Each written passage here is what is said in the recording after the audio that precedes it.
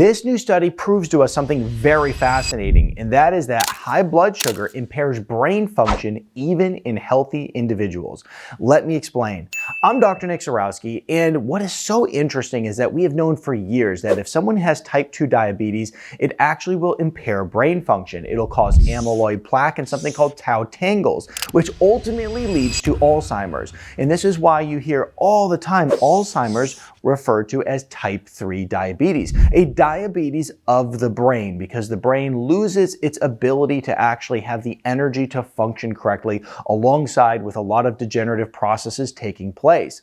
But we've always thought to ourselves, these are just the individuals who have type 2 diabetes. Their blood sugar's out of control, they're elderly. Well, truth is, that's not necessarily the case anymore. Let's take a look at the Journal of Neurobiology of Aging in this study that they just did. They did a study on 146 adults, and the age was 18 and up. And I want to really pay close attention to that age because it wasn't on elderly adults. It was from the ages of 18 and up, right? So this means that younger individuals are affected too. And what they studied was blood sugar alongside brain activity. They wanted to see, well, if individuals' blood sugar is very high, well, what does that actually do to the brain?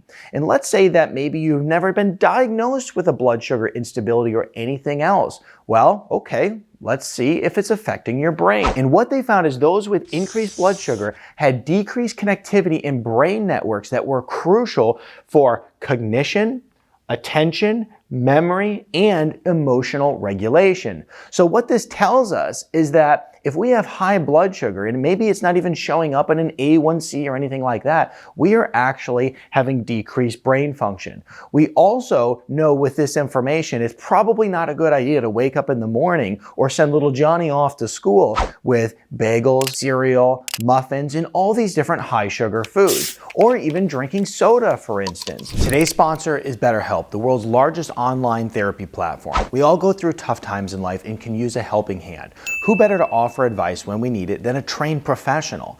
Sometimes we need a little guidance to navigate life's challenges, whether struggling with addictions, a strained connection with a family member or a friend, or even just managing the ups and downs of daily life.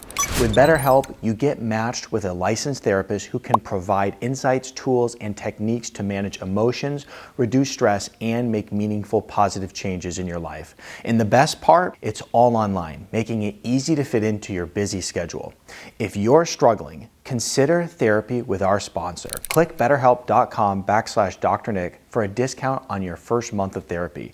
Take the first step towards a healthier and happier you with BetterHelp. The link is in the description below. What also is very interesting is that when we look at some studies related to progressive type 2 diabetes, what they found is that the brain ages 26% faster in this particular state when you're suffering with this condition. What we don't know at this time, but we could probably just draw some conclusion to the fact that, well, if you are someone who's eating a lot of high sugar foods, high processed carb, ultra processed foods, those types of foods, what you're going to find is that you're going to have a lot of high blood sugar, which is going to accelerate aging in your brain. So now that we know this information, it really comes back down to, okay, well, how do we control our blood sugar? What's the number one thing that we can do?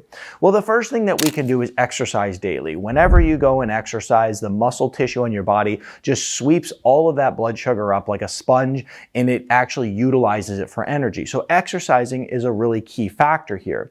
Another thing that you can do in order to actually start improving your overall blood sugar stability is just eat a good, healthy, whole food diet that's focused on high protein, high fats, and low carbohydrates, along with lots of different greens. And now from there, I know that a lot of people are looking for that extra support. And the one thing that I really like to use is berberine. Specifically, I use a berberine formula as a number one solution that has been designed for those who have insulin resistance or really trying to get their blood sugar under control. It's called berberine IR.